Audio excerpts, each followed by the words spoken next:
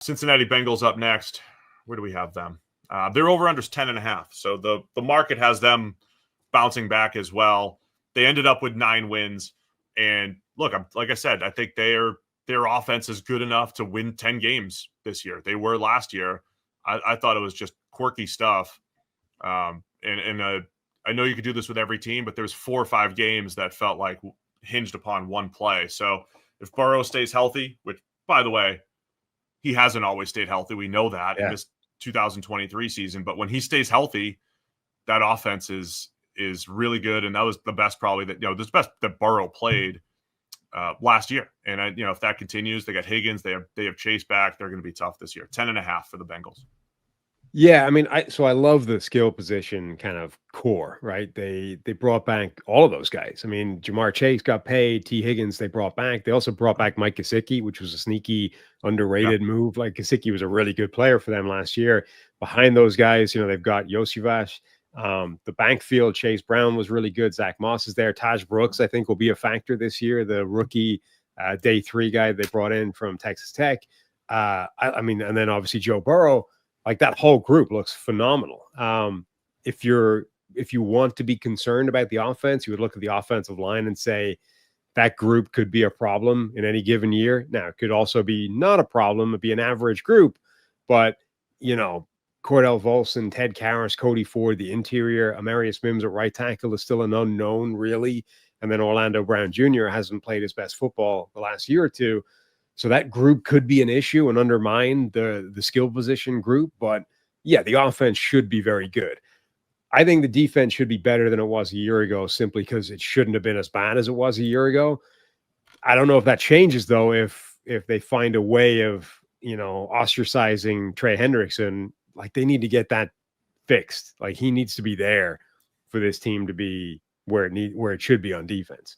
I don't know what kind of leverage Trey has to actually sit out. So I think ultimately he's going to play. But if you're the Bengals, I mean, do you want to have that kind of drama? And, for a guy that has been so good, was the only pass rusher last year, and he didn't just win and have those 6, 7, and 8 pressure games. He finished too, right? He had those pressures. He also had the clean wins where he's finishing and sacking the quarterback.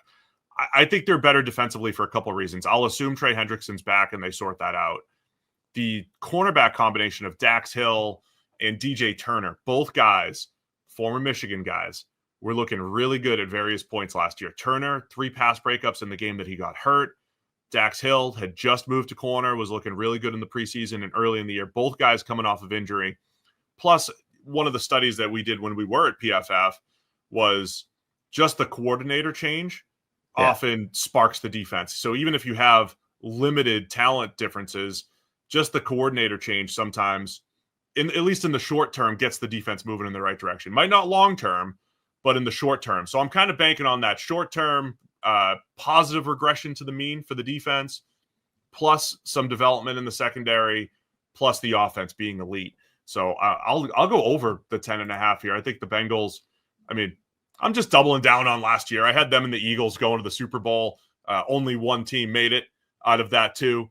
One team didn't even make the playoffs. It was the Bengals, so I'll double down on the Bengals having a big season here. Yeah, man, I don't know if they're getting to 11, though. I'm going to go under that and give them 10 wins. 10 wins for the hometown Cincinnati Bengals. We're not Bengals fans. They're just the hometown team. Cleveland Browns. I'll go to 11 if they credential us. Yes, if we can. Did you see what do they have? They have like one Thursday night game, I think, that we're going to get denied entrance into. Okay. Yeah, but we'll still try. We got to be sneaky. We'll ask, and they'll say no, but we'll give it a shot. We need to tell them we're from the 33rd Team Inquirer or something. Like, we got to add some sort of newspaper title to it. So we just we'll go looking for a newspaper that existed in like the Depression, right? Like, there's got to be some sort of local Cincinnati Bugle or something that existed back when everyone was wearing fedoras and like a ticket in it. And I would just ask. We say, look, a couple of young up and coming reporters for the Cincinnati Bugler. Perfect. Give us a seat. We'll be front row. We'll be sitting right next to Paul Daner. It'll be great. Oh, yeah, we'll get you right next to Paul. This guy's, he's been here for 30 years. And Jeff Hobson. We'll be right next to all the best Bengals beat writers. Thanks for watching all the way to the end of our video. For more great content, click here to subscribe and here to watch another video. We'll see you again soon.